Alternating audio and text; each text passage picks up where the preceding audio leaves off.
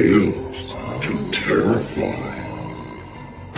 Welcome to Tales to Terrify, part of the District of Wonders network, featuring Starship Sofa, Crime City Central, and Protecting Project Pulp. Everyone has a story in the District of Wonders. Come and find yours. Good evening, children of the night. Yes, this is it. This is the place, the District of Wonders, Tales to Terrify, and this, the Nook. And I, Lawrence Santoro, so for Pete's sake, come in, and know that you are welcome, as, of course, you are. Drop such wraps as you have, grab a beverage, warm or cool. It is the time of year for such choices. Scoop some treats and find a spot for you and a chum and snuggle down. Are you comfortable? Good.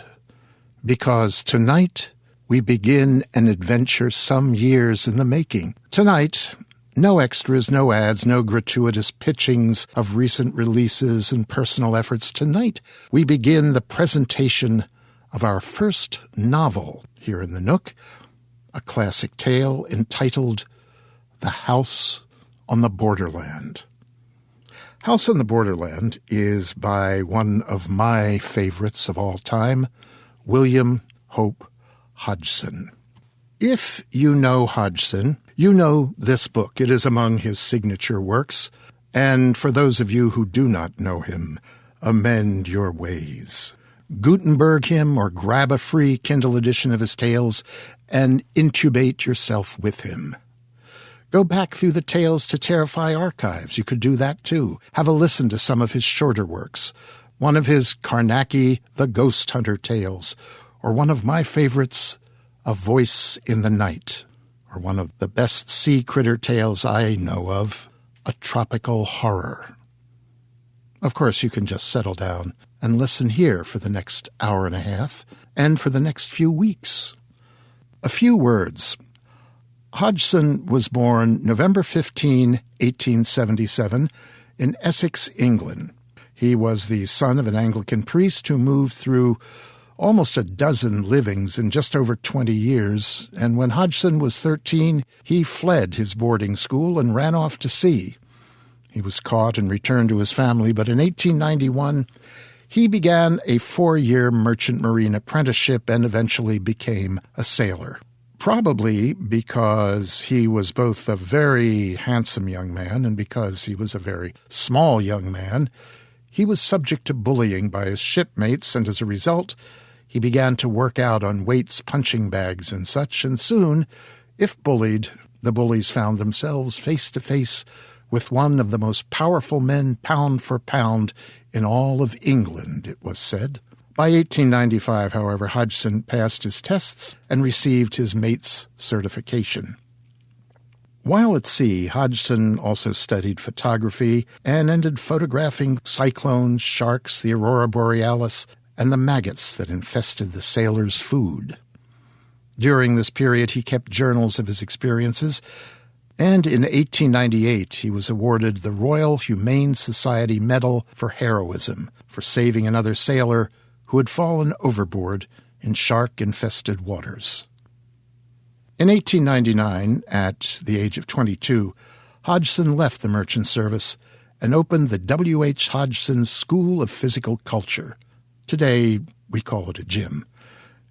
He became one of the best-known bodybuilders in England, but unlike Arnold Schwarzenegger, he was still not making a decent living, and eventually he closed the place and turned, of all things, to writing.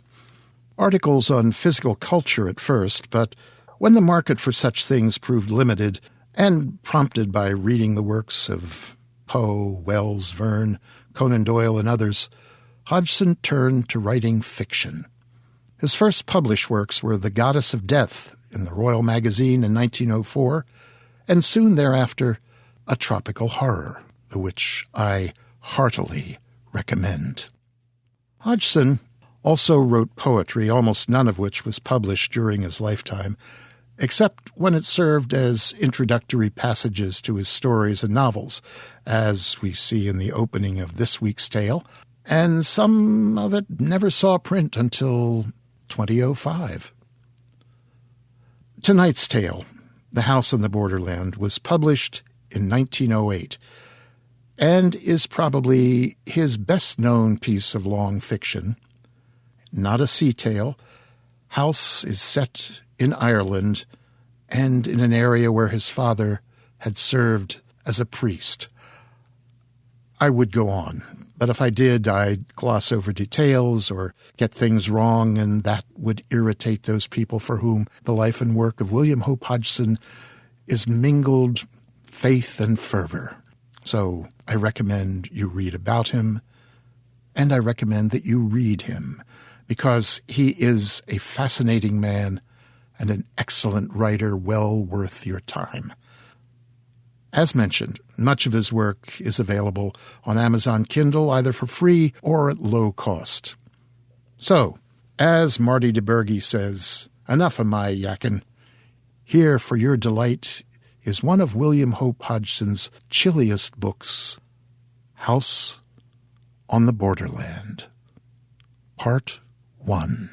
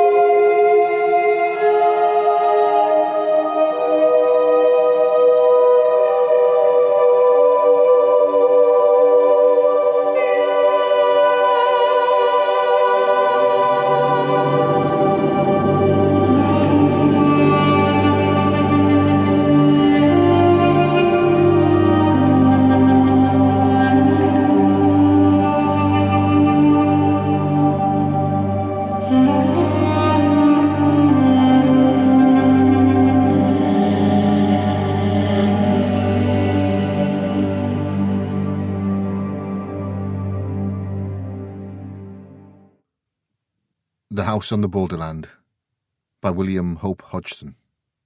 From the manuscript discovered in 1887 by Messrs. Tonninson and Beragnog, in the ruins that lie to the south of the village of Creighton, in the west of Ireland, set out here with notes.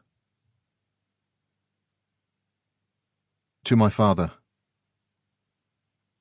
whose feet tread the lost eons, open the door and listen.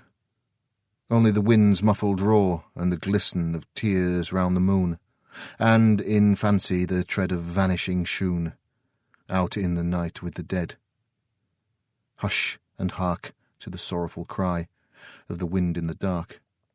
Hush and hark within murmur or sigh to shoon that tread the lost eons, to the sound that bids you to die. Hush and hark,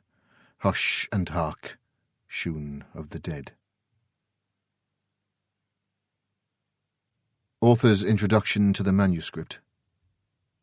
Many are the hours in which I have pondered upon the story that is set forth in the following pages.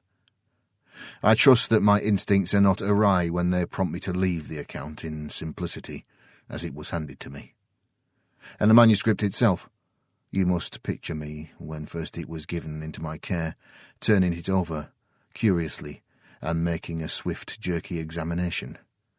A small book it is, but thick, and all save the last few pages filled with a quaint but legible handwriting, and writ very close. I have the queer, faint pit-water smell of it in my nostrils now as I write, and my fingers have subconscious memories of the soft, cloggy feel of the long, damp pages. I read, and in reading, lifted the curtains of the impossible that blind the mind, and looked out into the unknown.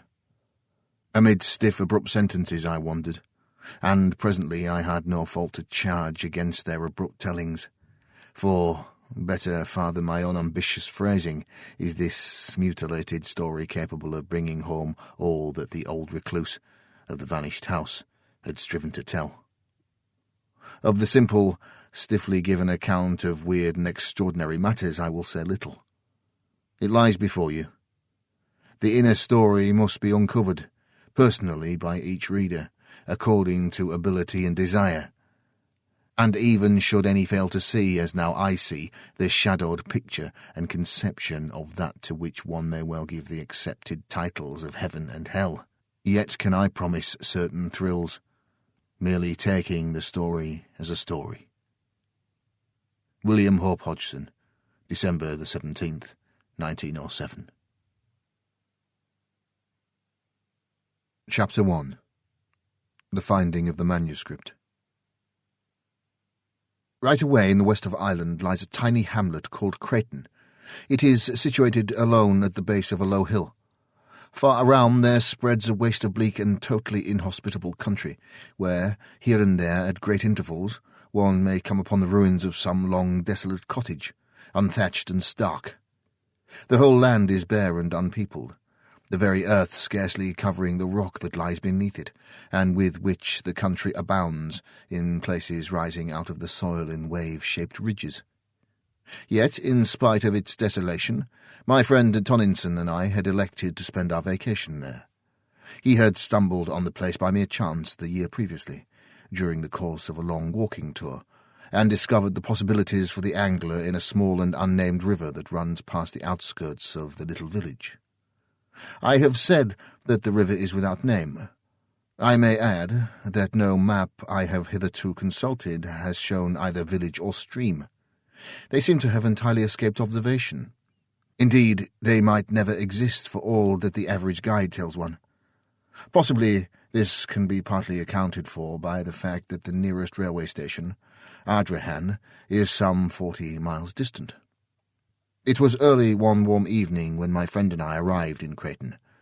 We had reached Ardrahan the previous night, sleeping there in rooms hired at the village post office, and leaving in good time on the following morning, clinging insecurely to one of the typical jaunting cars.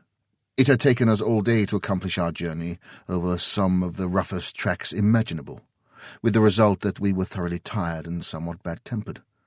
However, the tent had to be erected and our goods stowed away before we could think of food or rest, and so we set to work, with the aid of our driver, and soon had the tent up upon the small patch of ground just outside the little village, and quite near to the river. Then, having stored all our belongings, we dismissed the driver, as he had to make his way back as speedily as possible, and told him to come across to us at the end of a fortnight. We had brought sufficient provisions to last us for that space of time, and water we could get from the stream. Fuel we did not need, as we had included a small oil stove among our outfit, and the weather was fine and warm. It was Tomlinson's idea to camp out instead of getting lodgings in one of the cottages. As he put it, there was no joke in sleeping in a room with a numerous family of healthy Irish in one corner and the pigsty in the other, while overhead a ragged colony of roosting fowls distributed their blessings impartially, and the whole place so full of peat smoke that it made a fellow sneeze his head off just to put it inside the doorway. Tomlinson had got the stove lit now, and was busy cutting slices of bacon into the frying pan, so I took the kettle and walked down to the river for water. On the way, I had to pass close to a little group of the village people, who eyed me curiously, but not in any unfriendly manner, though none of them ventured a word.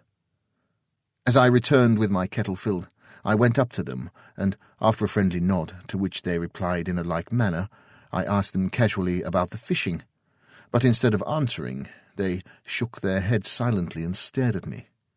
I repeated the question, addressing more particularly a great gaunt fellow at my elbow. Yet again I received no answer. Then the man turned to a comrade and said something rapidly in a language that I did not understand, and, at once, the whole crowd of them fell to jabbering in what, after a few moments, I guessed to be pure Irish. At the same time they cast many glances in my direction. For a minute, perhaps, they spoke among themselves thus. Then the man I had addressed faced round at me and said something. By the expression of his face I guessed that he in turn was questioning me, but now I had to shake my head and indicate that I did not comprehend what it was they wanted to know. And so we stood looking at one another, until I heard Tomlinson calling me to hurry up with the kettle. Then, with a smile and a nod, I left them, and all in the little crowd smiled and nodded in return, though their faces still betrayed their puzzlement. It was evident, I reflected as I went toward the tent, that the inhabitants of these few huts in the wilderness did not know a word of English. And when I told Tomlinson, he remarked that he was aware of the fact, and more, that it was not at all uncommon in that part of the country, where the people often lived and died in their isolated hamlets without ever coming in contact with the outside world. "I wish we had got the driver to interpret for us before he left," I remarked, as we sat down to our meal. "It seems so strange for the people of this place not even to know what we've come for." Tomlinson grunted in assent, and thereafter was silent for a while. Later, having satisfied our appetites somewhat, we began to talk, laying our plans for the morrow. Then, after a smoke, we closed the flap of the tent and prepared to turn in. "I suppose there's no chance of those fellows outside taking anything?" I asked, as we rolled ourselves in our blankets. Tomlinson said that he did not think so, at least while we were about, and, as he went on to explain, we could lock up everything except the tent in the big chest that we had brought to hold our provisions. I agreed to this, and soon we were both asleep. Next morning, early, we rose and went for a swim in the river, after which we dressed and had breakfast.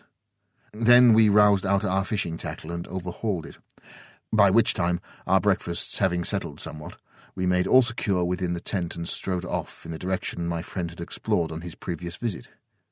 During the day we fished happily, working steadily upstream, and by evening we had one of the prettiest creels of fish that I had seen for a long while. Returning to the village, we made a good feed off the day's spoil, after which, having selected a few of the finer fish for our breakfast, we presented the remainder to the group of villagers who had assembled at a respectful distance to watch our doings. They seemed wonderfully grateful and heaped mountains of what I presumed to be Irish blessings upon our heads. Thus we spent several days, having splendid sport and first-rate appetites to do justice upon our prey.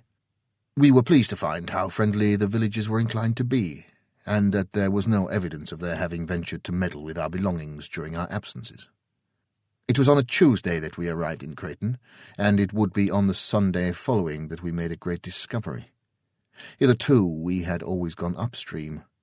On that day, however, we laid aside our rods and, taking some provisions, set off for a long ramble in the opposite direction. The day was warm, and we trudged along leisurely enough, stopping about midday to eat our lunch upon a great flat rock near the river bank. Afterward we sat and smoked a while, resuming our walk only when we were tired of inaction. For perhaps another hour we wandered onward, chatting quietly and comfortably on this and that matter, and on several occasions stopping while my companion, who is something of an artist, made rough sketches of striking bits of the wild scenery. And then, without any warning whatsoever, the river we had followed so confidently came to an abrupt end, vanishing into the earth. "Good Lord," I said, "who ever would have thought of this?" And I stared in amazement. Then I turned to Tomlinson. He was looking, with a blank expression upon his face, at the place where the river disappeared. In a moment he spoke. "Let us go on a bit. It may reappear again. Anyhow, it is worth investigating." I agreed, and we went forward once more, though rather aimlessly, for we were not at all certain in which direction to prosecute our search. For perhaps a mile we moved onward. Then Tomlinson, who had been gazing about curiously, stopped and shaded his eyes. "See," he said after a moment, "isn't that mist or something, over there to the right? Away in a line with that great piece of rock?" And he indicated with his hand. I stared, and after a minute seemed to see something, but could not be certain, and said so. "Anyway," my friend replied, "we'll just go across and have a glance." And he started off in the direction he had suggested. I followed. Presently we came among bushes, and, after a time, out upon the top of a high, boulder-strewn bank, from which we looked down into a wilderness of bushes and trees. "Seems as though we had come upon an oasis in this desert of stone," muttered Tomlinson, as he gazed interestedly. Then he was silent, his eyes fixed, and I looked also, for up from somewhere about the centre of the wooded lowland there rose high into the quiet air a great column of haze-like spray, upon which the sun shone, causing innumerable rainbows. "How beautiful!" I exclaimed. "Yes," answered Tonnisson thoughtfully. "There must be a waterfall or something, over there. Perhaps it's our river come to light again. Let's go and see." Down the sloping bank we made our way, and entered among the trees and shrubberies. The bushes were matted and the trees overhung us, so that the place was disagreeably gloomy, though not dark enough to hide from me the fact that many of the trees were fruit trees, and that here and there one could trace indistinctly signs of a long-departed cultivation. Thus it came to me that we were making our way through the riot of a great and ancient garden. I said as much to Tonnisson, and he agreed that there certainly seemed reasonable grounds for my belief. What a wild place it was, so dismal and sombre. Somehow, as we went forward, a sense of the silent loneliness and desertion of the old garden grew upon me, and I felt shivery. One could imagine things lurking among the tangled bushes, while in the very air of the place there seemed something uncanny. I think Tonnisson was conscious of this also, though he said nothing. Suddenly we came to a halt. Through the trees there had grown upon our ears a distant sound. Tonnisson bent forward, listening. I could hear it more plainly now. It was continuous and harsh, a sort of droning roar, seeming to come from far away. I experienced a queer, indescribable little feeling of nervousness. What sort of place was it into which we had got? I looked at my companion to see what he thought of the matter, and noted that there was only puzzlement in his face. And then, as I watched his features, an expression of comprehension crept over them, and he nodded his head. "That's a waterfall," he exclaimed with conviction. "I know the sound now." And he began to push vigorously through the bushes in the direction of the noise. As we went forward, the sound became plainer continually, showing that we were heading straight towards it. Steadily the roaring grew louder and nearer, until it appeared, as I remarked to Tonnisson, almost to come from under our feet. And still we were surrounded by the trees and shrubs. "Take care," Tonnisson called to me. "Look where you're going."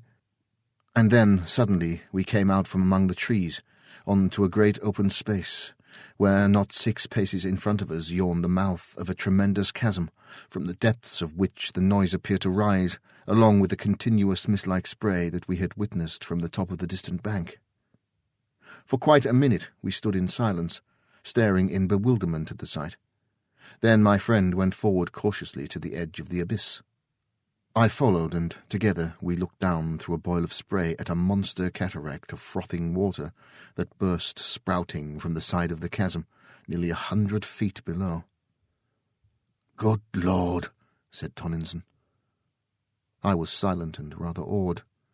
The sight was so unexpectedly grand and eerie, though this latter quality came more upon me later. Presently I looked up and across to the further side of the chasm. There I saw something towering up among the spray. It looked like a fragment of a great ruin, and I touched Tonnisson on the shoulder. He glanced round with a start, and I pointed towards the thing.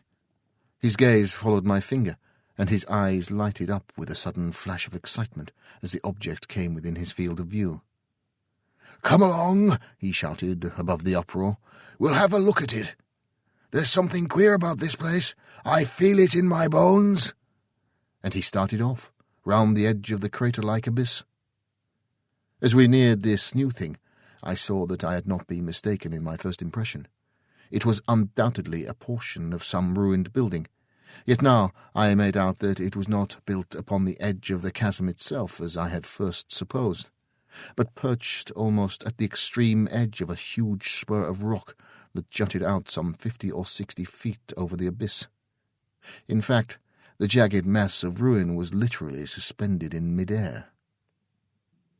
Arriving opposite it, we walked out onto the projecting arm of rock, and I must confess to having felt an intolerable sense of terror as I looked down from that dizzy perch into the unknown depths below us, into the deeps from which there rose ever the thunder of the falling water and the shroud of rising spray. Reaching the ruin, we clambered round it cautiously, and, on the further side, came upon a mass of fallen stones and rubble. The ruin itself seemed to me, as I proceeded now to examine it minutely, to be a portion of the outer wall of some prodigious structure.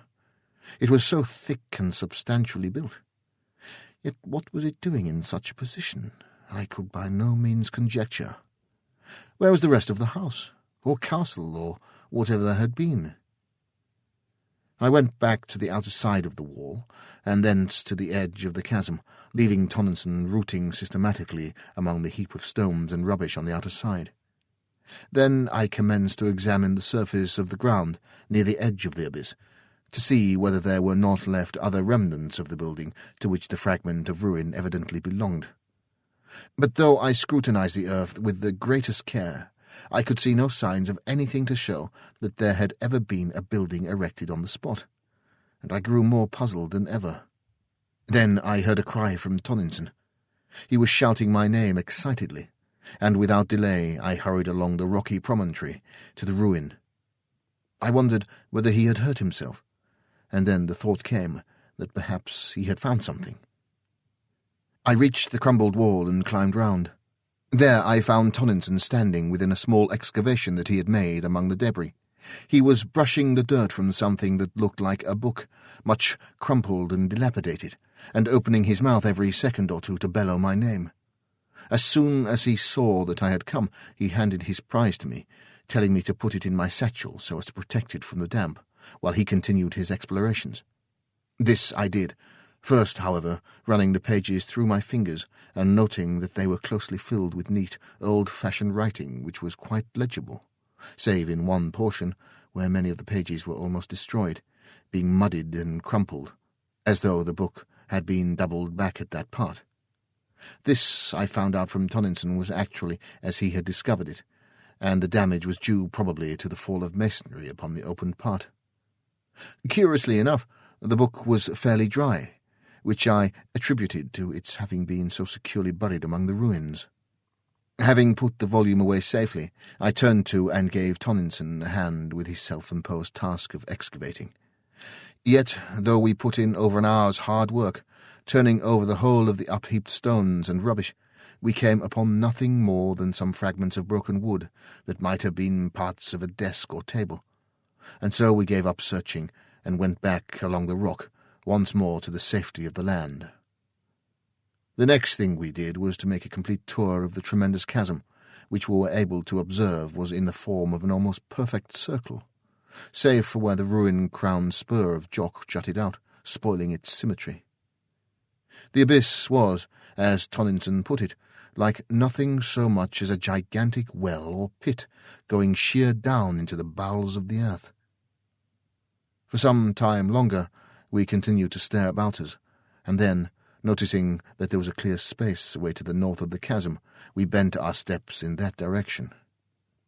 Here, distant from the mouth of the mighty pit by some hundreds of yards, we came upon a great lake of silent water. Silent, that is, save in one place where there was a continuous bubbling and gurgling. Now, being away from the noise of the spouting cataract, we were able to hear one another speak, without having to shout at the tops of our voices, and I asked Tomlinson what he thought of the place.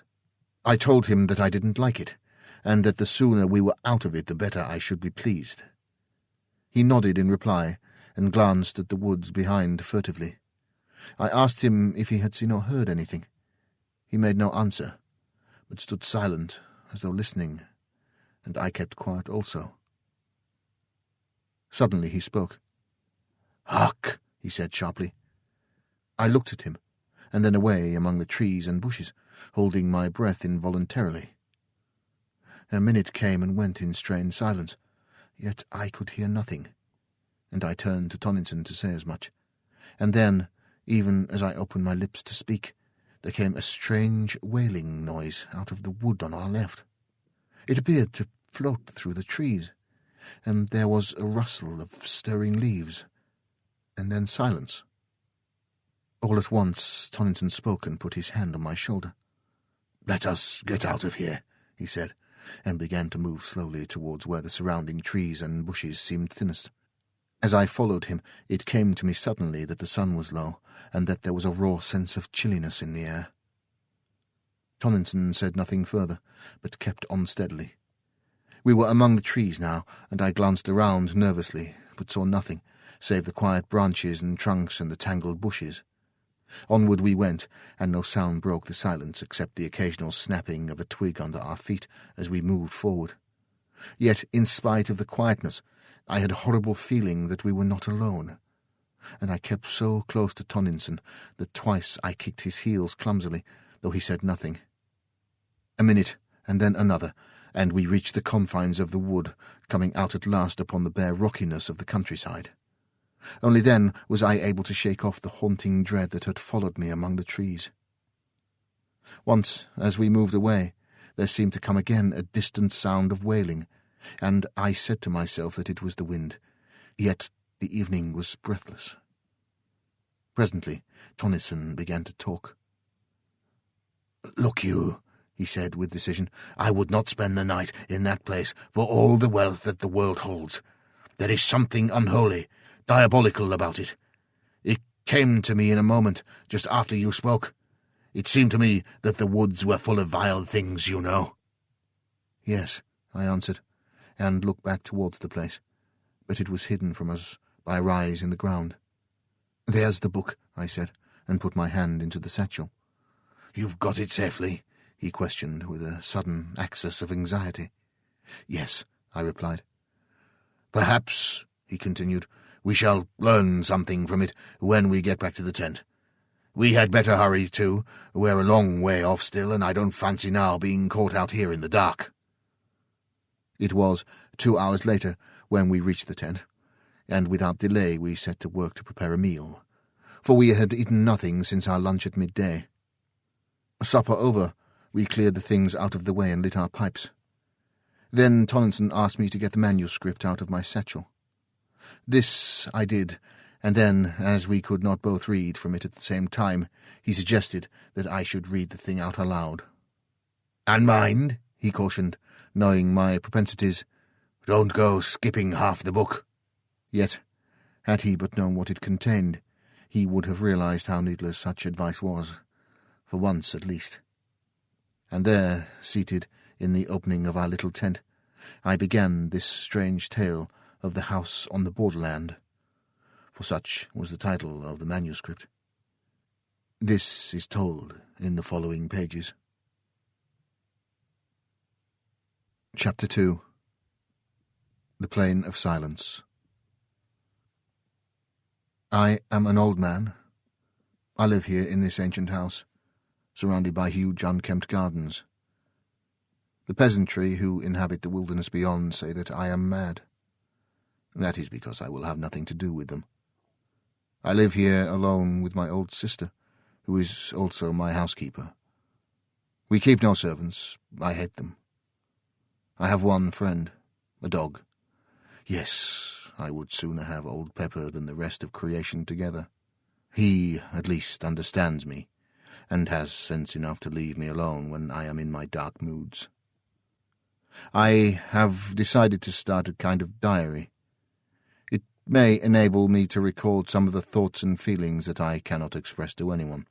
But beyond this, I am anxious to make some record of the strange things that I have heard and seen during many years of loneliness in this weird old building. For a couple of centuries this house had had a reputation, a bad one, and until I bought it, for more than 80 years no one had lived here. Consequently, I got the old place at a ridiculously low figure.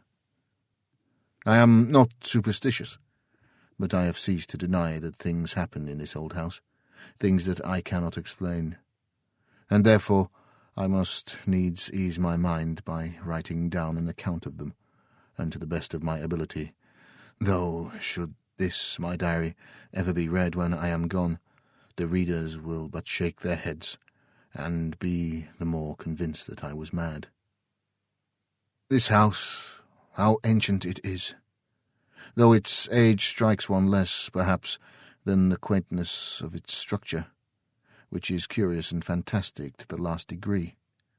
Little curved towers and pinnacles, with outlines suggestive of leaping flames, predominate, while the body of the building is in the form of a circle. I have heard that there is an old story, told amongst the country people, to the effect that the devil built the place.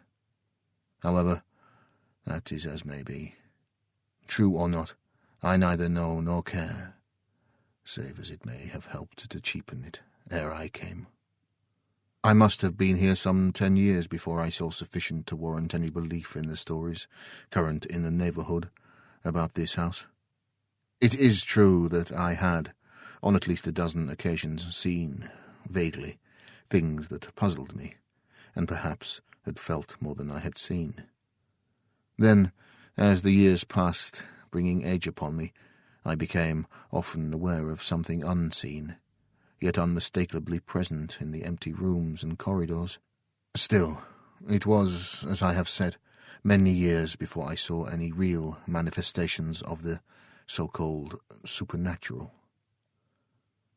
It was not Halloween. If I were telling a story for amusement's sake, I should probably place it on that night of nights. But this is a true record of my own experiences, and I would not put pen to paper to amuse anyone. No. It was after midnight on the morning of the 21st day of January. I was sitting reading, as is often my custom, in my study. Pepper lay sleeping near my chair. Without warning, the flames of the 2 candles went low, and then shone with a ghastly green effulgence.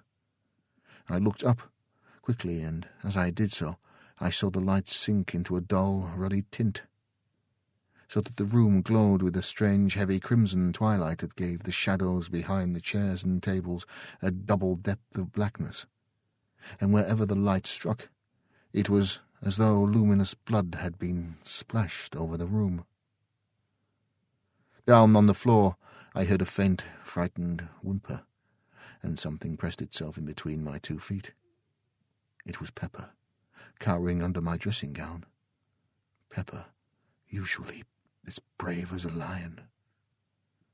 It was this movement of the dog's, I think, that gave me the first twinge of real fear.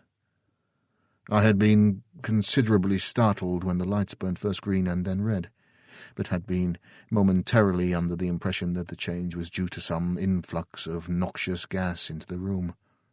Now, however, I saw that it was not so, for the candles burned with a steady flame, and showed no signs of going out, as would have been the case had the change been due to fumes in the atmosphere. I did not move. I felt distinctly frightened, but could think of nothing better to do than wait. For perhaps a minute I kept my glance about the room nervously. Then I noticed that the lights had commenced to sink very slowly, until presently they showed minute specks of red fire, like the gleamings of rubies in the darkness. Still, I sat watching, while a sort of dreamy indifference seemed to steal over me, banishing altogether the fear that had begun to grip me. Away in the far end of the huge old-fashioned room, I became conscious of a faint glow. Steadily it grew, filling the room with gleams of quivering green light.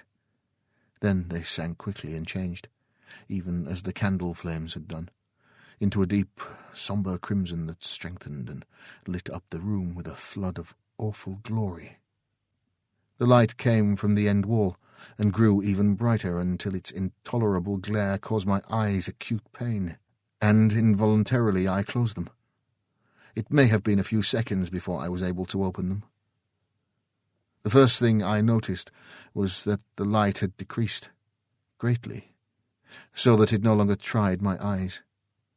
Then, as it grew still duller, I was aware all at once that instead of looking at the redness I was staring through it, and through the wall beyond. Gradually, as I became more accustomed to the idea, I realized that I was looking out onto a vast plain, lit with the same gloomy twilight that pervaded the room. The immensity of this plain scarcely can be conceived. In no part could I perceive its confines. It seemed to broaden and spread out, so that the eye failed to perceive any limitations. Slowly, the details of the nearer portions began to grow clear. Then In a moment, almost, the light died away and the vision, if vision it were, faded and was gone. Suddenly I became conscious that I was no longer in the chair. Instead, I seemed to be hovering above it and looking down at a dim something, huddled and silent. In a little while a cold blast struck me, and I was outside in the night, floating like a bubble up through the darkness. As I moved, an icy coldness seemed to enfold me, so that I shivered. After a time I looked to the right and left, and saw the intolerable blackness of the night pierced by remote gleams of fire. Onward, outward I drove. Once I glanced behind and saw the earth, a small crescent of blue light receding away to my left. Further off, the sun, a splash of white flame, burned vividly against the dark. An indefinite period passed. Then, for the last time, I saw the earth, an enduring globule of radiant blue, swimming in an eternity of ether. And there I, a fragile flake of soul dust, flickering silently across the void, from the distant blue into the expanse of the unknown. A great while seemed to pass over me, and now I could nowhere see anything. I had passed beyond the fixed stars and plunged into the huge blackness that waits beyond. All this time I had experienced little, save a sense of lightness and cold discomfort. Now, however, the atrocious darkness seemed to creep into my soul, and I became filled with fear and despair. What was going to become of me? Where was I going?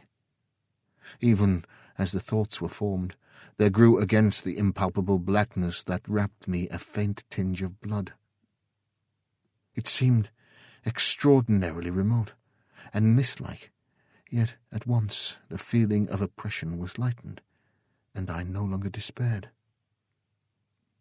Slowly the distant redness became plainer and larger, until, as I drew nearer, it spread out into a great sombre glare, dull and tremendous. Still I fled onward, and presently I had come so close that it seemed to stretch beneath me, like a great ocean of sombre red. I could see little, save that it appeared to spread out interminably in all directions.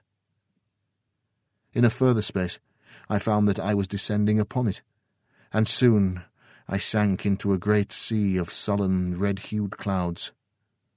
Slowly I emerged from these, and there, below me, I saw the stupendous plain that I had seen from my room in this house that stands upon the borders of the silences. Presently I landed, and stood surrounded by a great waste of loneliness. The place was lit with a gloomy twilight that gave an impression of indescribable desolation. Afar to my right, within the sky, there burnt a gigantic ring of dull red fire, from the outer edge of which were projected huge, writhing flames, darted and jagged. The interior of this ring was black as the gloom of the outer night. I comprehended at once that this was from this extraordinary sun that the place derived its doleful light. From that strange source of light I glanced down again to my surroundings. Everywhere I looked, I saw nothing but the same flat weariness of interminable plain. Nowhere could I descry any signs of life, not even the ruins of some ancient habitation. Gradually I found that I was being borne forward, floating across the flat waste. For what seemed an eternity I moved onward. I was unaware of any great sense of impatience, though some curiosity and a vast wonder were with me continually. Always I saw around me the breadth of that enormous plain, and always I searched for some new thing to break its monotony. But there was no change, only loneliness, silence, and desert. Presently, in a half-conscious manner, I noticed that there was a faint mistiness, ruddy in hue, lying over its surface. Still, when I looked more intently, I was unable to say that it was really mist, for it appeared to blend with the plain, giving it a peculiar unrealness, and conveying to the senses the idea of unsubstantiality. Gradually I began to weary with the sameness of the thing, yet it was a great time before I perceived any signs of the place towards which I was being conveyed. At first I saw it far ahead, like a long hillock on the surface of the plain. Then, as I drew nearer, I perceived that I had been mistaken, for instead of a low hill, I made out now a chain of great mountains whose distant peaks towered up into the red gloom until they were almost lost to sight. Chapter 3. The House in the Arena. And so, after a time, I came to the mountains.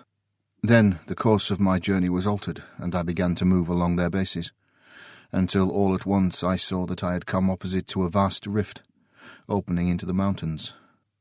Through this I was borne, moving at no great speed. On either side of me huge scarped walls of rock-like substance rose sheer. Far overhead I discerned a thin ribbon of red, where the mouth of the chasm opened among inaccessible peaks. Within was gloom, deep and sombre, and chilly silence. For a while I went onward steadily, and then at last I saw ahead a deep red glow that told me I was near upon the further opening of the gorge. A minute came and went, and I was at the exit of the chasm, staring out upon an enormous amphitheatre of mountains. Yet of the mountains and the terrible grandeur of the place I recked nothing, for I was confounded with amazement to behold, at a distance of several miles and occupying the centre of the arena, a stupendous structure built apparently of green jade. Yet in itself it was not the discovery of the building that had so astonished me, but the fact, which became every moment more apparent, that in no particular, save in colour and its enormous size, did the lonely structure vary from this house which I live. For a while I continued to stare fixedly. Even then I could scarcely believe that I saw aright. In my mind a question formed, reiterating incessantly, "What does it mean? What does it mean?" And I was unable to make answer, even out of the depths of my imagination. I seemed capable only of wonder and fear. For a time longer I gazed, noting continually some fresh point of resemblance that attracted me. At last, wearied and sorely puzzled, I turned from it to view the rest of the strange place onto which I had intruded. Hitherto I had been so engrossed in my scrutiny of the house that I had given only a cursory glance round. Now, as I looked, I began to realize upon what sort of place I had come. The arena, for so I have termed it, appeared a perfect circle of about 10 to 12 miles in diameter, the house, as I have mentioned before, standing in the centre. The surface of the place, like to that of the plain, had a peculiar misty appearance that was not yet mist. From a rapid survey my glance passed quickly upward along the slopes of the circling mountains. How silent they were! I think that this same abominable stillness was more trying to me than anything I had so far seen or imagined. I was looking up now, at the great crags towering so loftily. Up there the impalpable redness gave a blurred appearance to everything. And then, as I peered curiously, a new terror came to me, for away up among the dim peaks to my right I had descried a vast shape of blackness, giant-like. It grew upon my sight. It had an enormous equine head, with gigantic ears, and seemed to peer steadfastly down into the arena.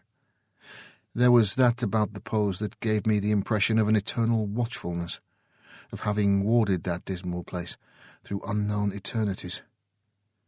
Slowly the monster became plainer to me, and then, suddenly, my gaze sprang from it to something further off and higher among the crags. For a long minute I gazed fearfully.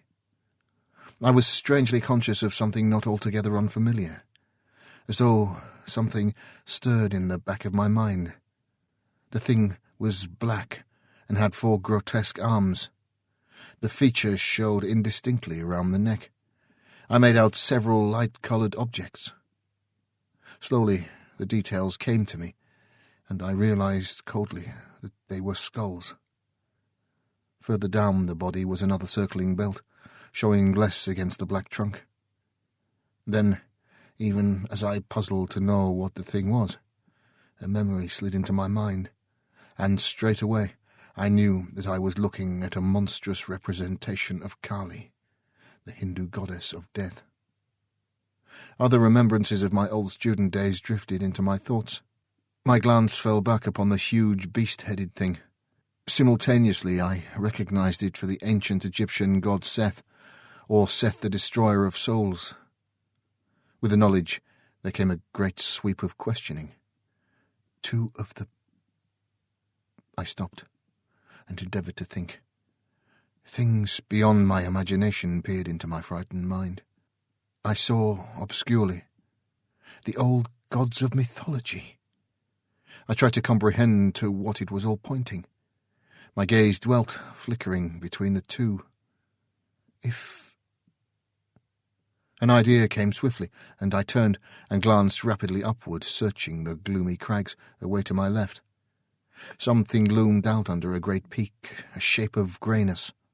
I wondered I had not seen it earlier, and then remembered I had not yet viewed that portion. I saw it more plainly now. It was, as I have said, grey. It had a tremendous head, but no eyes. That part of its face was blank. Now I saw there were other things up among the mountains. Further off, reclining on a lofty ledge, I made out a livid mass, irregular and ghoulish.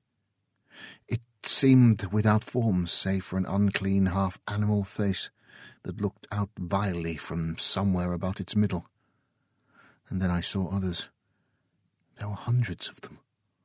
They seemed to grow out of the shadows. Several I recognized almost immediately as mythological deities. Others were strange to me, utterly strange, beyond the power of a human mind to conceive. On each side I looked and saw more continually. The mountains were full of strange things, beast gods, and horrors so atrocious and bestial that possibility and decency deny any further attempts to describe them. And I was filled with a terrible sense of overwhelming horror and fear and repugnance. Yet, spite of these, I wondered exceedingly. Was there then, after all, something in the old heathen worship? Something more than the mere deifying of men, animals, and elements?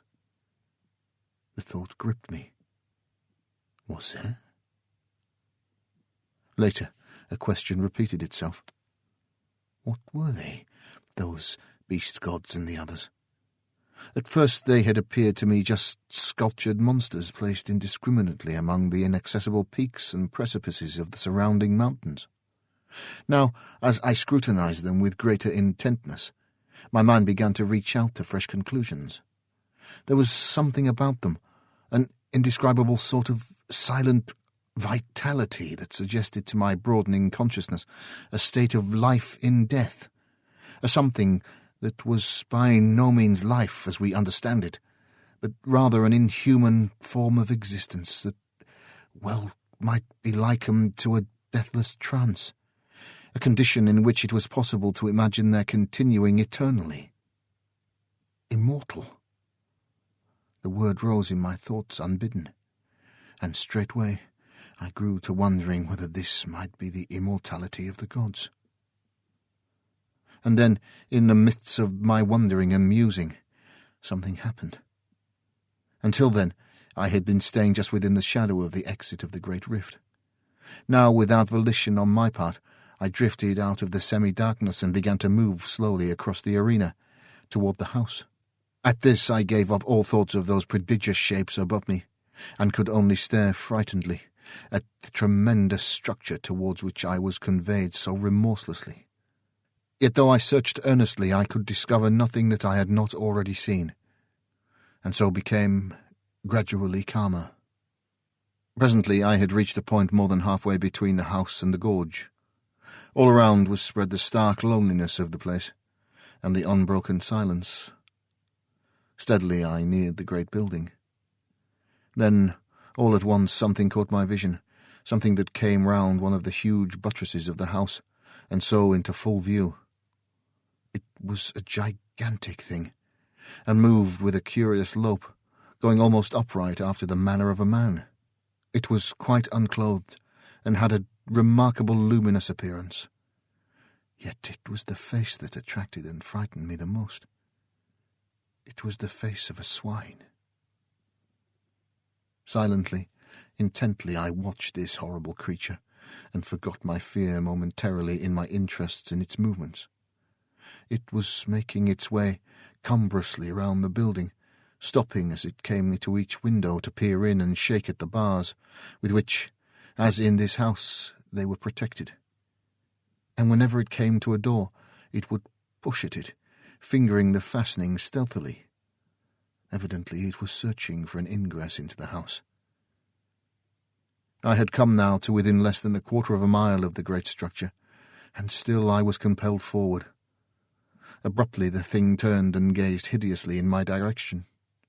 It opened its mouth, and for the first time the stillness of that abominable place was broken by a deep booming note that sent an added thrill of apprehension through me. Then, immediately, I became aware that it was coming toward me, swiftly and silently. In an instant it had covered half the distance that lay between, and still I was borne helplessly to meet it. Only 100 yards, and the brutish ferocity of the giant face numbed me with a feeling of unmitigated horror. I could have screamed in the supremeness of my fear, and then, in the very moment of my extremity and despair, I became conscious that I was looking down upon the arena from a rapidly increasing height. I was rising. In an inconceivably short while, I had reached an altitude of many 100 feet. Beneath me, the spot that I had just left was occupied by the foul swine creature. It had gone down on all fours and was snuffing and rooting, like a veritable hog, at the surface of the arena. A moment and it rose to its feet, clutching upward, with an expression of desire upon its face such as I have never seen in this world. Continually I mounted higher. A few minutes, it seemed, and I had risen above the great mountains, floating alone, afar in the redness. At a tremendous distance below, the arena showed dimly, with the mighty house looking no larger than a tiny spot of green. The swine thing was no longer visible. Presently, I passed over the mountains, out above the huge breadth of the plain. Far away on its surface, in the direction of the ring-shaped sun, there showed a confused blur. I looked toward it indifferently. It reminded me somewhat of the first glimpse I had caught of the mountain amphitheatre. With a sense of weariness, I glanced upwards at the immense ring of fire. What a strange thing it was! Then, as I stared out from the dark centre, there spurted a sudden flare of extraordinary vivid fire. Compared with the size of the black centre, it was as naught, yet in itself stupendous. With awakened interest I watched it, carefully noting its strange boiling and glowing. Then, in a moment, the whole thing grew dim and unreal, and so passed out of sight. Much amazed, I glanced down to the plain from which I was still rising. Thus I received a fresh surprise. The plain, everything had vanished, and only a sea of red mist was spread far below me. Gradually, as I stared, this grew remote, and died away into a dim, far mystery of red against an unfathomable night. A while, and even this had gone, and I was wrapped in an impalpable, lightless gloom. Chapter 4. The Earth. Thus I was, and only the memory that I had lived through the dark once before served to sustain my thoughts. A great time passed, ages, and then a single star broke its way through the darkness. It was the first of one of the outlying clusters of this universe. Presently it was far behind, and all about me shone the splendour of the countless stars. Later, years it seemed, I saw the sun, a clot of flame. Around it I made out presently several remote specks of light, the planets of the solar system. And so I saw the Earth again, blue and unbelievably minute. It grew larger and became defined. A long space of time came and went, and then at last I entered into the shadow of the world, plunging headlong into the dim and holy Earth night. Overhead were the old constellations, and there was a crescent moon. Then, as I neared the Earth's surface, a dimness swept over me, and I appeared to sink into a black mist. For a while I knew nothing. I was unconscious. Gradually, I became aware of a faint, distant whining. It became plainer. A desperate feeling of agony possessed me. I struggled madly for breath and tried to shout. A moment and I got my breath more easily. I was conscious that something was licking my hand. Something damp swept across my face. I heard a panting, and then again the whining. It seemed to come into my ears now, with a sense of familiarity, and I opened my eyes. All was dark, but the feeling of oppression had left me. I was seated, and something was whining piteously and licking me. I felt strangely confused and instinctively tried to ward off the thing that licked. My head was curiously vacant, and for the moment I seemed incapable of action or thought. Then things came back to me, and I called Pepper faintly. I was answered by a joyful bark and renewed and frantic caresses. In a little while I felt stronger and put out my hand for the matches. I groped about for a few moments blindly, then my hands lit upon them, and I struck a light and looked around confusedly. All about me I saw the old familiar things, and there I sat, full of dazed wonders, until the flame of the match burnt my finger and I dropped it, while a hasty expression of pain and anger escaped my lips, surprising me with the sound of my own voice. After a moment I struck another match and, stumbling across the room, lit the candles. As I did so I observed that they had not burned away, but had been put out. As the flames shot up, I turned and stared about the study. Yet there was nothing unusual to see, and suddenly a gust of irritation took me. What had happened? I held my head with both hands and tried to remember. The great silent plain, and the ring-shaped sun of red fire. Where were they? Where had I seen them? How long ago? I felt dazed and muddled. Once or twice I walked up and down the room unsteadily. My memory seemed dull, and already the thing I had witnessed came back to me with an effort. I have a remembrance of cursing peevishly in my bewilderment. Suddenly I turned faint and giddy, and had to grasp at the table for support. During a few moments I held on weakly, and then managed to totter sideways into a chair.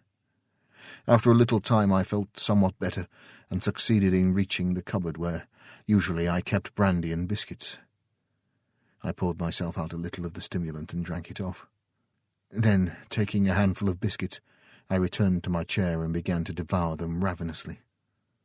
I was vaguely surprised at my hunger. I felt as though I had eaten nothing for an unaccountably long while. As I ate, my glance roved about the room, taking in its various details and still searching, though almost unconsciously, for something tangible on which to take hold among the invisible mysteries that encompassed me. Surely, I thought, there must be something.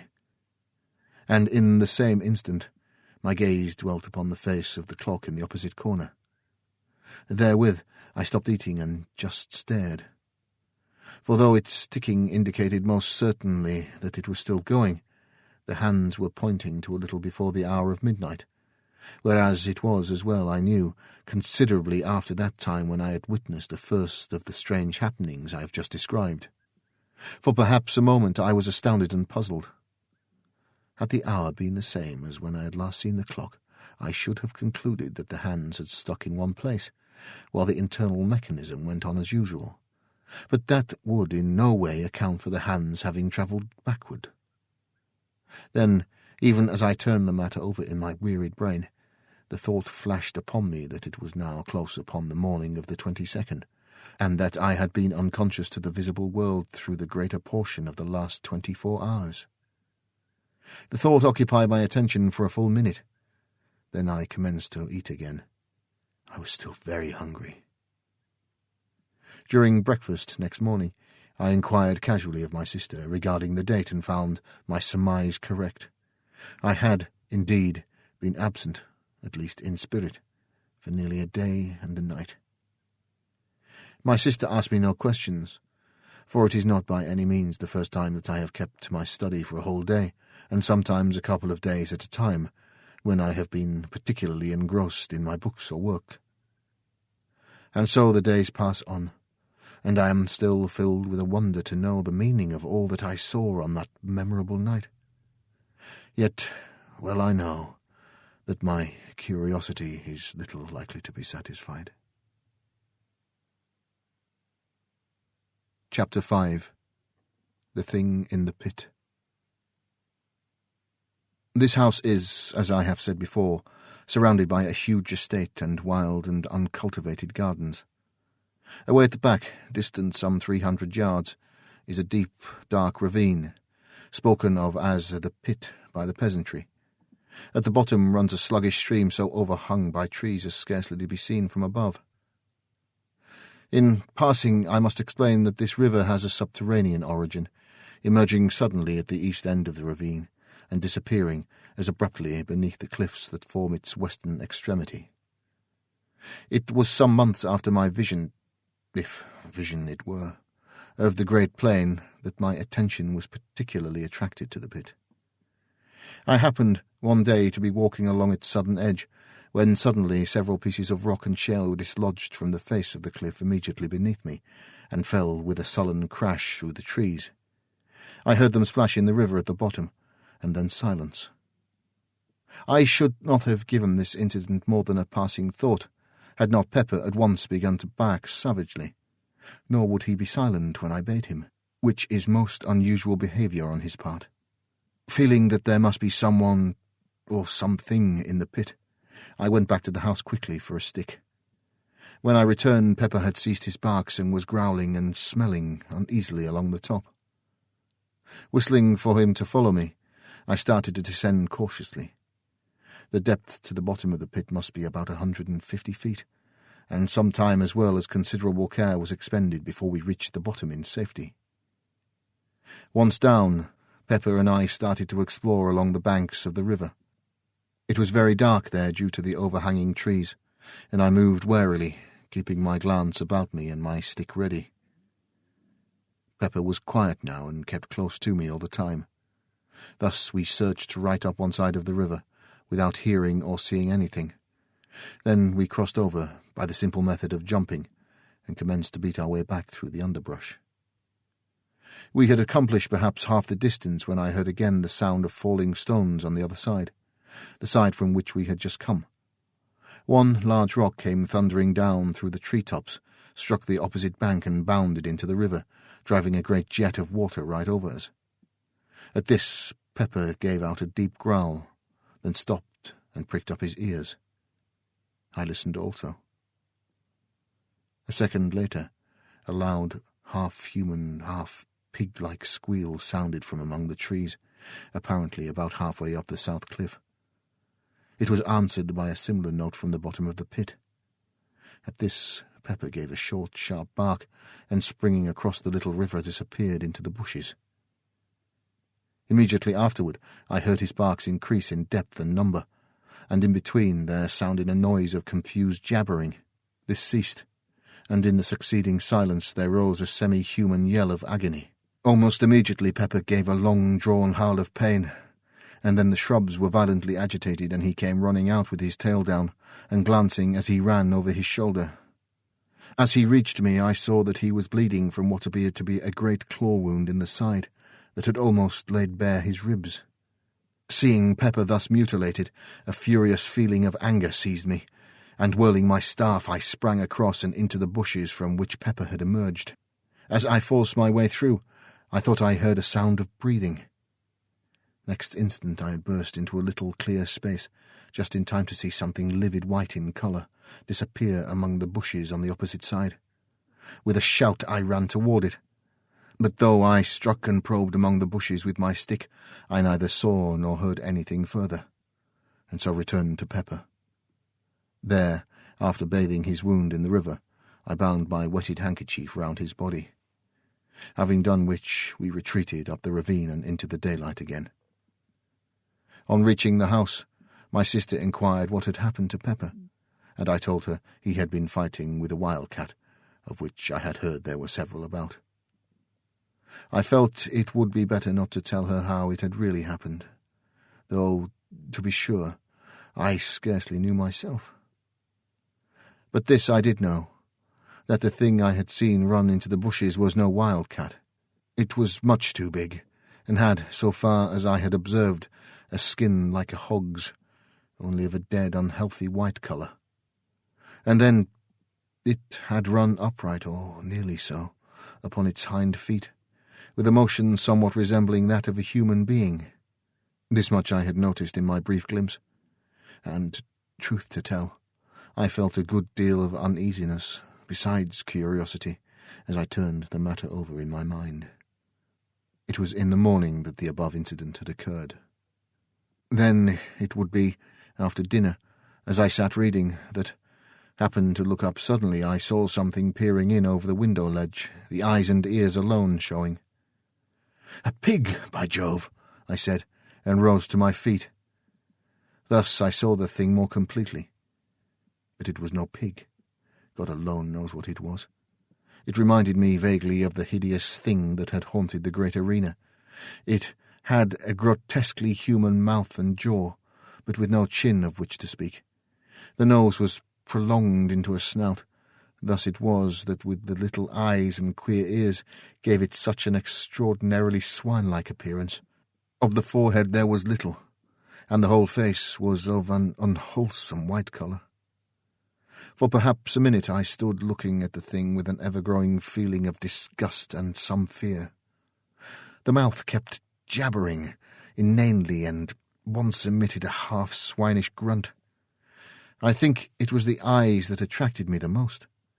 They seemed to glow, at times, with a horrible human intelligence, and kept flickering away from my face over the details of the room as though my stare disturbed it. It appeared to be supporting itself by two claw-like hands upon the windowsill. These claws, unlike the face, were of a clayey brown hue, and bore an indistinct resemblance to human hands, in that they had 4 fingers and a thumb, though these were webbed up to the first joint, much as are a duck's. Nails it had also, but so long and powerful that they were more like the talons of an eagle than aught else. As I have said before, I felt some fear, though almost of an impersonal kind. I may explain my feeling better by saying that it was more a sensation of abhorrence, such as one might expect to feel if brought into contact with something superhumanly foul, something unholy, belonging to some hitherto undreamt-of state of existence. I cannot say that I grasped these various details of the brute at the time. I think they seemed to come back to me afterward, as though imprinted upon my brain.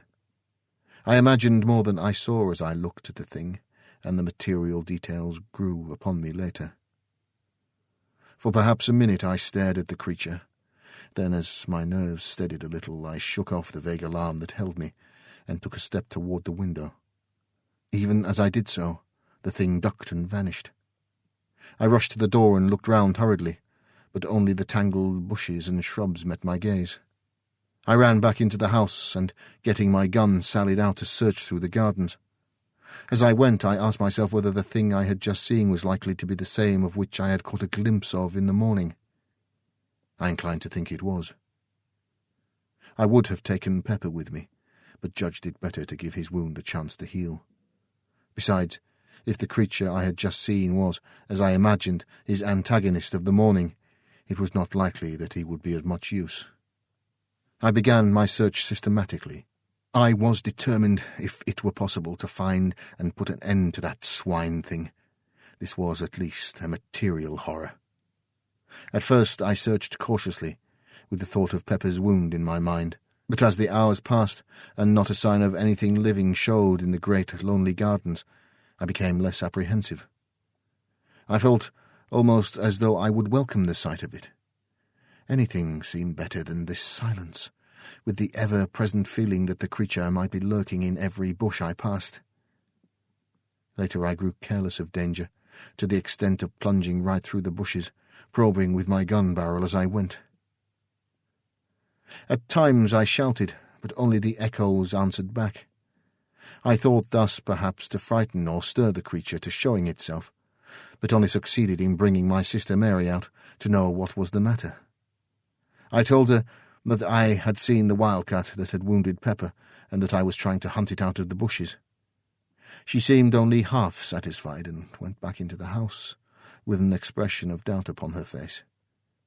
I wondered whether she had seen or guessed anything. For the rest of the afternoon I prosecuted the search anxiously. I felt that I should be unable to sleep with that bestial thing haunting the shrubberies, and yet when evening fell I had seen nothing. Then, as I turned homeward, I heard a short, unintelligible noise among the bushes to my right. Instantly I turned, and aiming quickly, fired in the direction of the sound. Immediately afterward I heard something scuttling away among the bushes. It moved rapidly, and in a minute had gone out of hearing. After a few steps I ceased my pursuit, realizing how futile it must be in the fast-gathering gloom, and so, with a curious feeling of depression, I entered the house. That night, after my sister had gone to bed, I went round to all the windows and doors on the ground floor, and saw to it that they were securely fastened. This precaution was scarcely necessary as regards the windows, as all of those on the lower story are strongly barred. But with the doors, of which there are 5, it is wisely thought, as not one was locked. Having secured these, I went to my study. Yet, somehow, for once, the place jarred upon me. It seemed so huge and echoey. For some time I tried to read, but at last, finding it impossible, I carried my book down to the kitchen where a large fire was burning, and sat there. I dare say I had read for a couple of hours when, suddenly, I heard a sound that made me lower my book and listen intently. It was a noise of something rubbing and fumbling against the back door. Once the door creaked loudly as though force were being applied to it.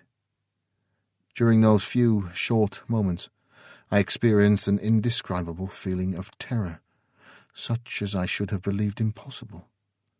My hands shook, a cold sweat broke out on me, and I shivered violently. Gradually I calmed. The stealthy movements outside had ceased. Then, for an hour, I sat silent and watchful. All at once the feeling of fear took me again. I felt as I imagine an animal must under the eye of a snake. Yet now I could hear nothing. Still, there was no doubting that some unexplained influence was at work. Gradually, imperceptibly almost, something stole on my ear, a sound that resolved itself into a faint murmur. Quickly it developed and grew into a muffled but hideous chorus of bestial shrieks. It appeared to rise from the bowels of the earth. I heard a thud, and realized in a dull, half-comprehending way that I had dropped my book. After that I just sat, and thus the daylight found me, when it crept wanly in through the barred high windows of the great kitchen. With the dawning light, the feeling of stupor and fear left me, and I came more into possession of my senses. Thereupon I picked up my book and crept to the door to listen. Not a sound broke the chilly silence. For some minutes I stood there. Then, very gradually and cautiously, I drew back the bolt and, opening the door, peeped out. My caution was unneeded. Nothing was to be seen, save the grey vista of dreary, tangled bushes and trees extending to the distant plantation. With a shiver, I closed the door and made my way quietly up to bed. Chapter 6. The Swine Things. It was evening a week later. My sister sat in the garden knitting. I was walking up and down reading, my gun leant up against the wall of the house, for since the advent of that strange thing in the gardens I had deemed it wise to take precautions. Yet through the whole week there had been nothing to alarm me, either by sight or sound, so that I was able to look back calmly to the incident, though still with a sense of unmitigated wonder and curiosity. I was, as I have just said, walking up and down, and somewhat engrossed in my book. Suddenly I heard a crash away in the direction of the pit. With a quick movement I turned and saw a tremendous column of dust rising high into the evening air. My sister had risen to her feet with a sharp exclamation of surprise and fright. Telling her to stay where she was, I snatched up my gun and ran toward the pit. As I neared it, I heard a dull rumbling sound that grew quickly into a roar split with deeper crashes, and up from the pit drove a fresh volume of dust. The noise ceased, though the dust still rose tumultuously. I reached the edge and looked down, but could see nothing save a boil of dust clouds swirling hither and thither. The air was so full of the small particles that they blinded and choked me, and, finally, I had to run out from the smother to breathe. Gradually the suspended matter sank, and hung in a panoply over the mouth of the pit. I could only guess at what had happened. That there had been a landslip of some kind I had little doubt, but the cause was beyond my knowledge, and yet even then I had half imaginings, for already the thought had come to me of those falling rocks and that thing in the bottom of the pit. But in the first minutes of confusion I failed to reach the natural conclusion to which the catastrophe pointed. Slowly the dust subsided until presently I was able to approach the edge and look down. For a while I peered impotently, trying to see through the reek. At first it was impossible to make out anything. Then, as I stared, I saw something below to my left that moved. I looked intently toward it and, presently, made out another and then another. 3 dim shapes that appeared to be climbing up from the side of the pit. I could see them only indistinctly. Even as I stared and wondered, I heard a rattle of stones somewhere to my right. I glanced across but could see nothing. I leant forward and peered over and down into the pit, just beneath where I stood, and saw no further than a hideous white swine face that had risen to within a couple of yards of my feet. Below it I could make out several others.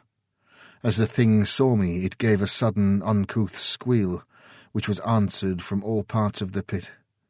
At that a gust of horror and fear took me, and bending down I discharged my gun right into its face. Straightway the creature disappeared with a clatter of loose earth and stones.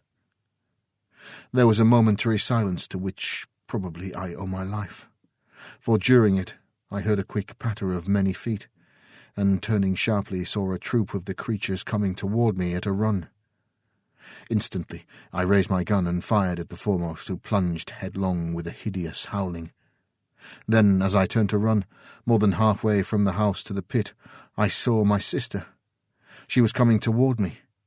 I could not see her face distinctly as the dust had fallen, but there was fear in her voice as she called to know why I was shooting. "Run!" I shouted in reply. "Run for your life!"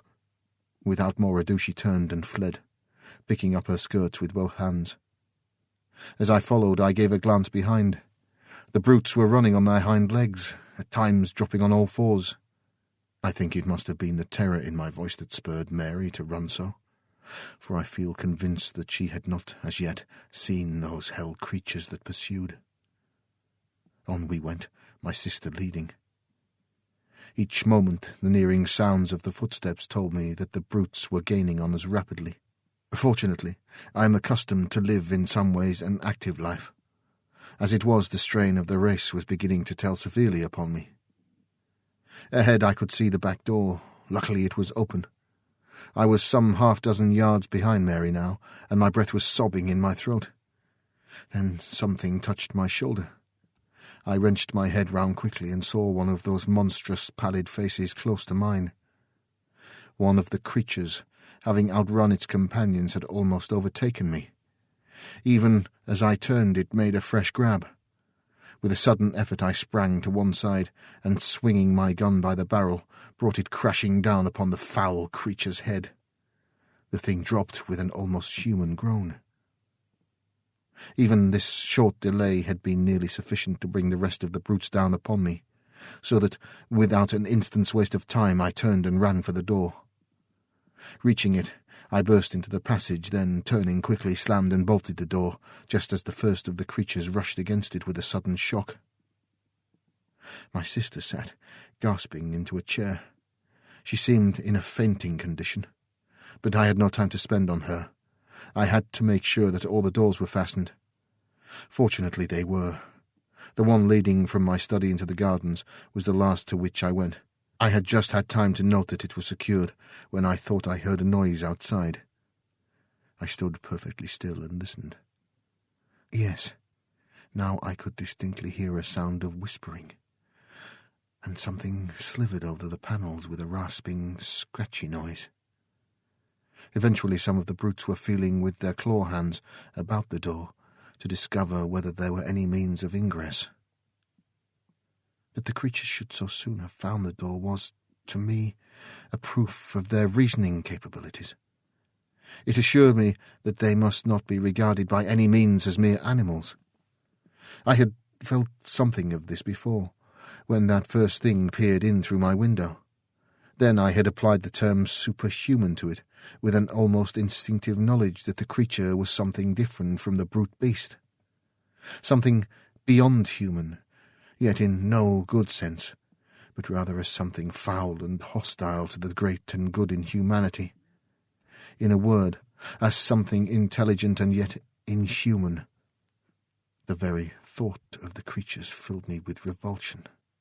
Now, as I bethought me of my sister, and going to the cupboard, I got out a flask of brandy and a wine-glass. Taking these, I went down to the kitchen, carrying a lighted candle with me.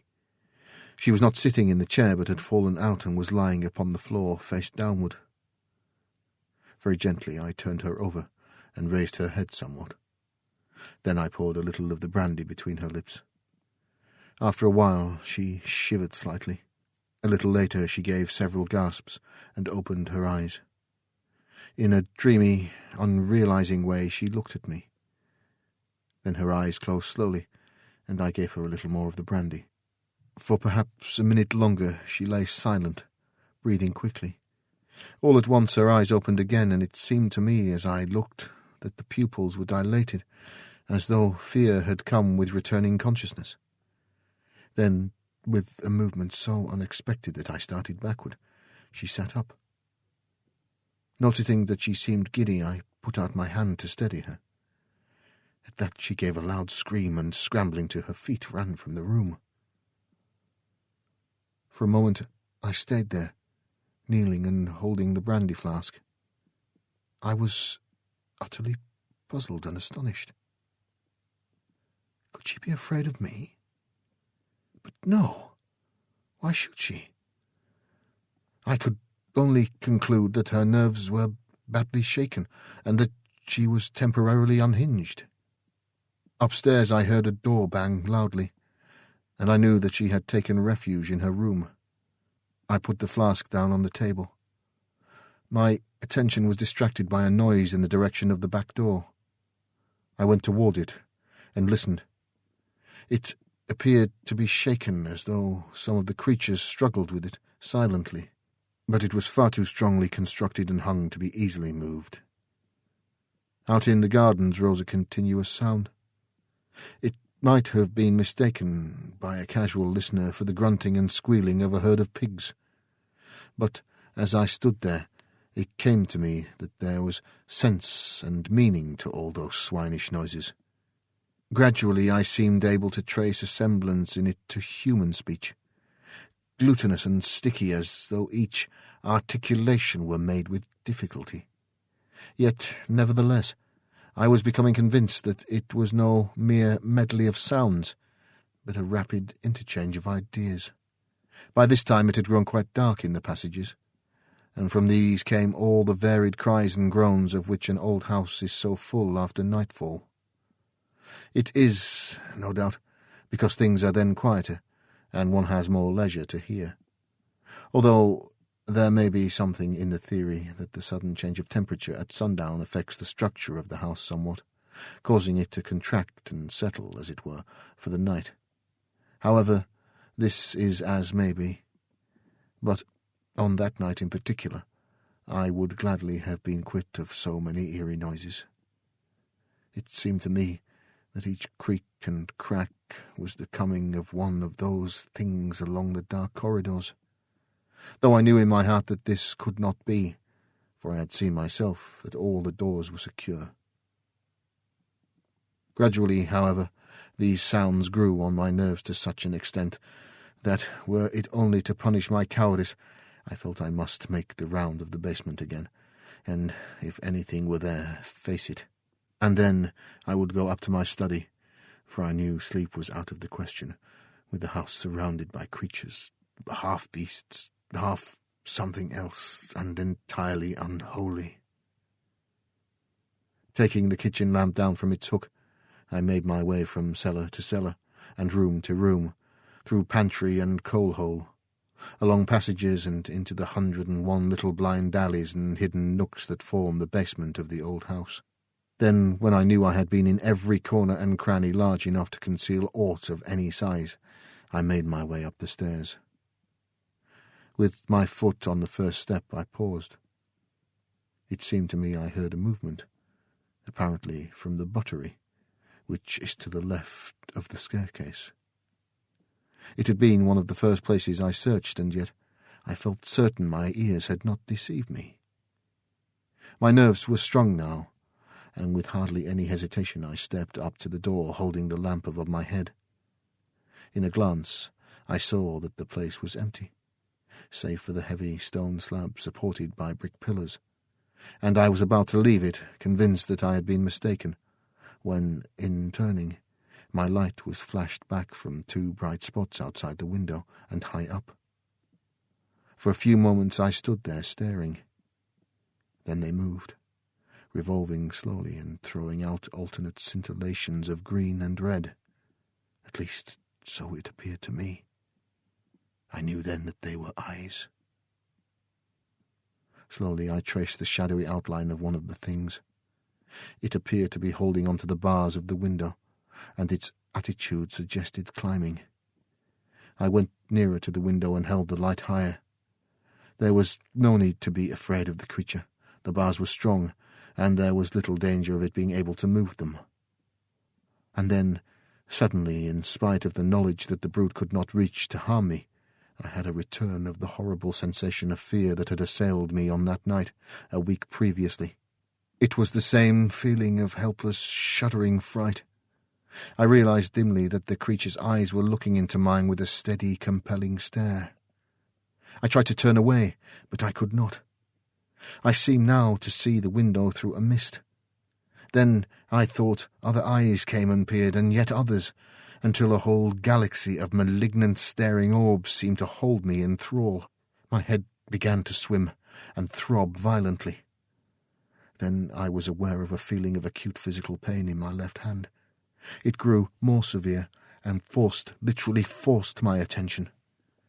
With a tremendous effort I glanced down, and with that the spell that had held me was broken. I realized then that I had in my agitation unconsciously caught hold of the hot lamp-glass and burnt my hand badly. I looked up to the window again. The misty appearance had gone, and now I saw that it was crowded with dozens of bestial faces.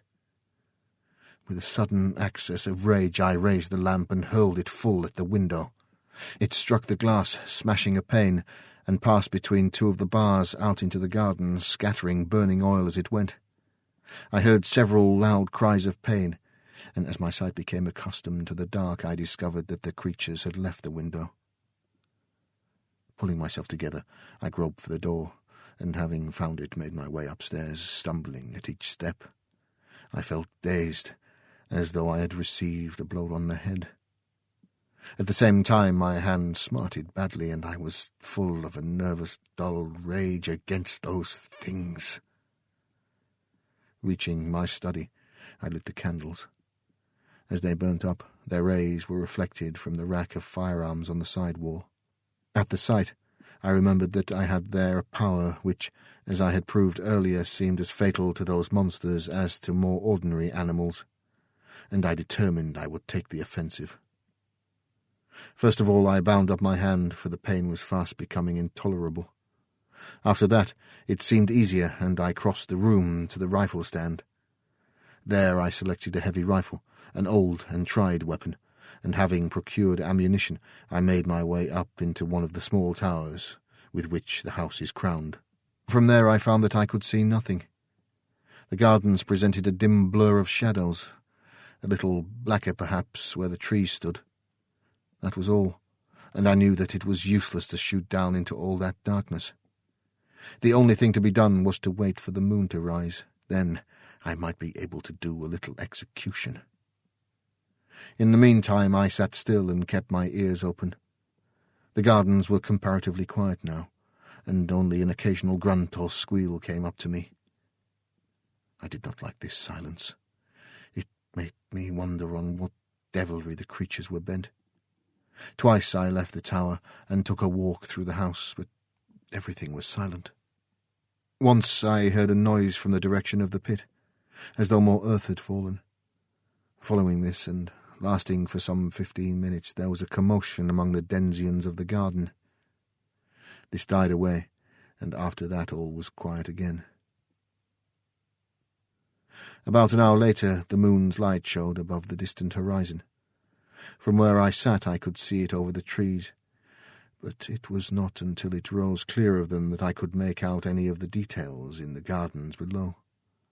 Even then I could see none of the brutes until, happening to crane forward, I saw several of them lying prone up against the wall of the house. What were they doing I could not make out.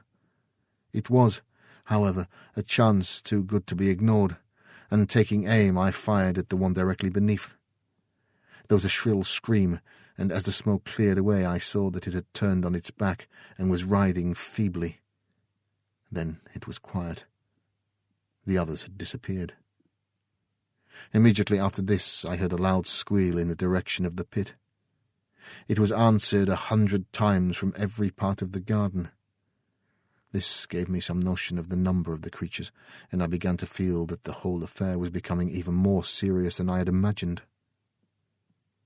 As I sat there, silent and watchful, the thought came to me. Why was all this? What were these things? What did it mean? Then my thoughts flew back to that vision, though even now I doubt whether it was a vision, of the plain of silence. What did it mean? I wondered, and that thing in the arena. Oh. Lastly I thought of the house I had seen in that faraway place. That house so like this in every detail of external structure that it might have been modelled from it, or this from that. I had never thought of that. At this moment there came another long squeal from the pit, followed a second later by a couple of shorter ones. At once the garden was filled with answering cries. I stood up quickly and looked over the parapet. In the moonlight it seemed as though the shrubberies were alive. They tossed hither and thither, as though shaken by a strong irregular wind, while a continuous rustling and a noise of scampering feet rose up to me. Several times I saw the moonlight gleam on running white figures among the bushes, and twice I fired. The second time my shot was answered by a short squeal of pain. A minute later the gardens lay silent. From the pit came a deep, hoarse babble of swine talk. At times angry cries smote the air, and they would be answered by multitudinous gruntings. It occurred to me that they were holding some kind of council, perhaps to discuss the problem of entering the house. Also I thought that they seemed much enraged, probably by my successful shots. It occurred to me that now would be a good time to make a final survey of our defences. This I proceeded to do at once, visiting the whole of the basement again and examining each of the doors. Luckily, they were all, like the back one, built of solid iron-studded oak. Then I went upstairs to the study. I was more anxious about this door. It is palpably of a more modern make than the others, and though a stout piece of work, it has little of their ponderous strength. I must explain here that there is a small raised lawn on this side of the house, upon which this door opens, the windows of the study being barred on this account. All the other entrances, excepting the great gateway which is never opened, are in the lower story.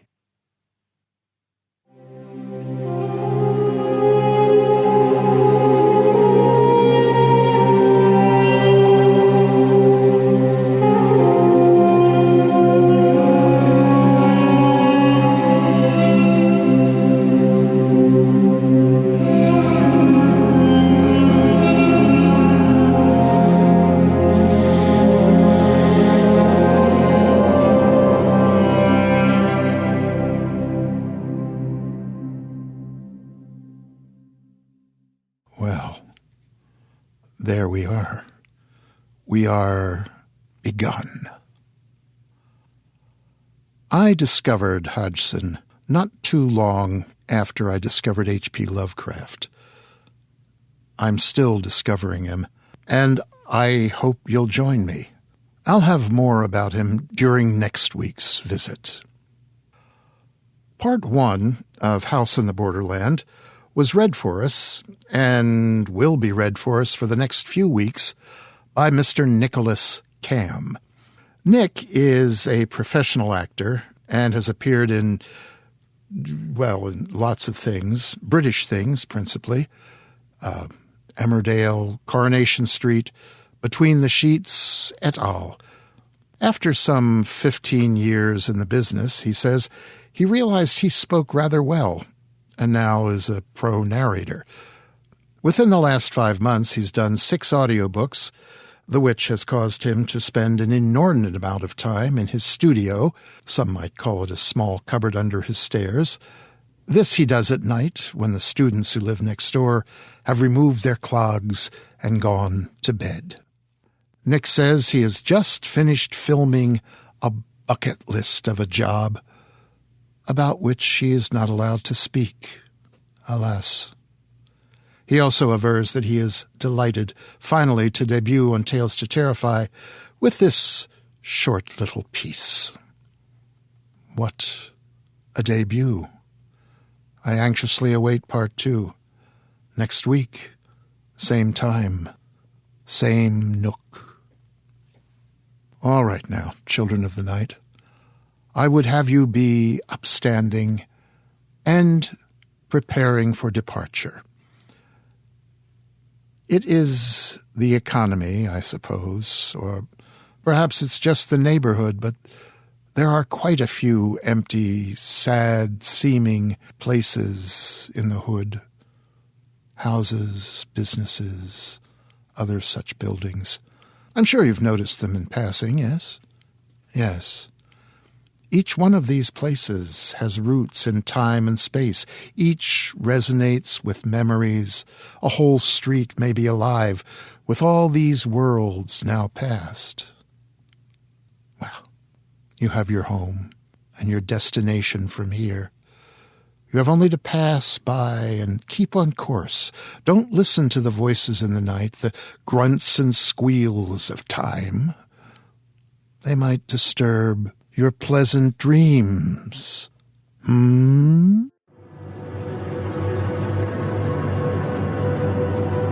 This presentation has been brought to you by the District of Wonders Network, dedicated to podcasting the finest genre fiction. You can learn more about the District of Wonders and their many literary productions at their website, www.districtofwonders.com. Thank you for listening.